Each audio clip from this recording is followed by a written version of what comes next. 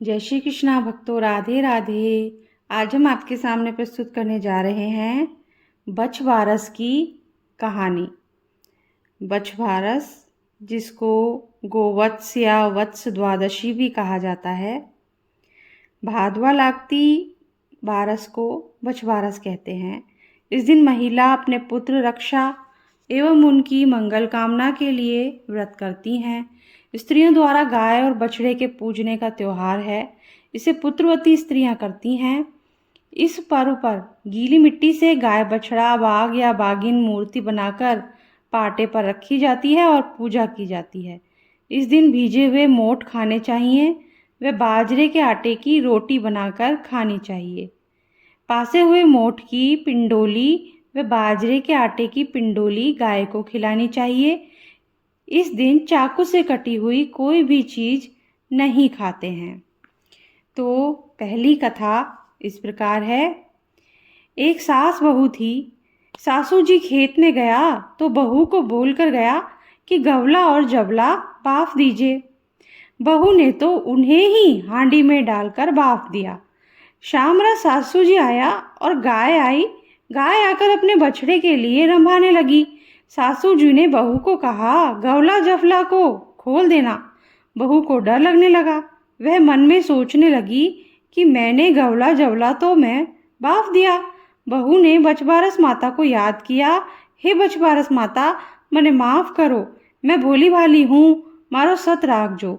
जब बछवारस माता ने उसका सत रखने के लिए गवला जवला को जीवित कर दिया, वे तो मटकी में से निकल अपनी माँ गाय का दूध पीने लगे। बहू डरते डरते सासू जी को गवला जवला वाली घटना बताई तो सासू बोली, बहू तूने जुलम किया, ऐसा जुलम कोई मत कर जो। उस दिन मोठ बाजरी खाई जो, गेहूं री रोटी कोई मत खाई जो, और चाकू से कटी हुई कोई भी चीज मती खाई जो। गाय और बछड़ा री पूजा कर जो। हे बछवारस माता, जेड़ी आप बहुरी लाज राखी, वेड़ी लाज आप सबरी राख जो। तो इसी के साथ ये कथा समाप्त होती है। बछवारस के दिन गोबर का गोला बनाकर उसमें पानी, दूध, दही डाल देवें और लाडू रखे बेटे की माँ अपने बेटे से लाडू उठवाएं और बेटे के कुमकुम का टीका लगाएं और चिरजीवायु का वरदान देवें। जिसके माँ नहीं होती है उसकी भाभी, चाची लाडू उठवा सकती हैं। दूसरी कथा है ओघड़े की कथा, जो इस प्रकार है। एक साहूकार होवे, उसके 7 पोता होवे। साहूकार ने खूब बड़ा तालाब खुदवाया, पर वो 12 बरस तक सूखा ही पड़ा रहा, जल नहीं बरसा। साहूकार ने पंडितों को पूछा। पंडितों ने कहा, आपके बड़े वाले पोते को तालाब में गाड़ दो तो तालाब भर जाएगा।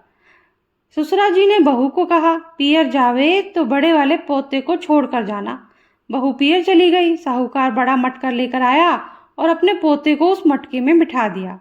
उस मटके में खाने के लिए मिठाई रख दी और हाथ गले में जेवर पहना दिए। मटके का मुंह कपड़े से बांधकर तालाब में मटके को गाड़ दिया।